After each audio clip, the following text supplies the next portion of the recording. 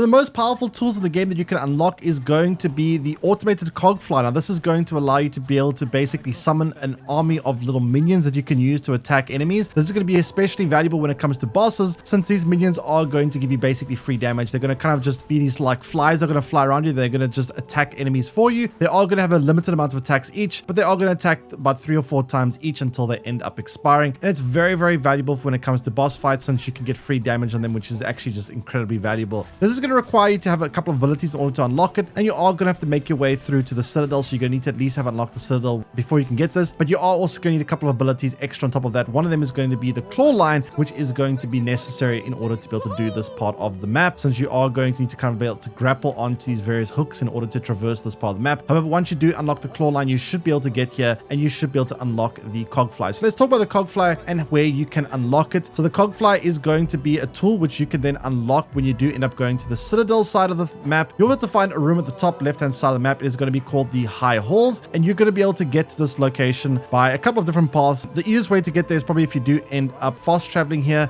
You either can go there through the stations, obviously, or if you haven't unlocked the lift stations, you can just climb your way right up from the Grand Bellway, make your way up to the top, and then go far left all the way until you get to the bench on the furthest left hand corner of the map, top left. And then what you're going to need to do there is, if you have the claw line, you'll be able to see these grapple hooks that you can jump and grapple onto, and this will allow you to traverse your way up to the top of this part of the map, and then you can enter the High Halls. Now, the High Halls, what you're going to want to do here is you're going to want to head on up right. You're going to go through this long passageway, and you're going to get taken to the main central column of this map. You're going to see like these kind of like spinning, rotating platforms. You're going to want to use your claw line to grapple onto these hooks. Take your way all the way to the top center of the central column, and then you're going to want to make your way right. You're going to want to make your way through these next horizontal corridors, and then you're going to be taken all the way to another big open column. You're going to want to then drop or head downwards, and then when you do end up seeing your first room on the left, go inside of it. You're going to need to be able to have a construction tool, and when you do end up finding this workstation, you can then use your construction tool to craft the Cog Fly. Now, the Cog Fly can be made even more powerful if you do end up having the Polar Pouch.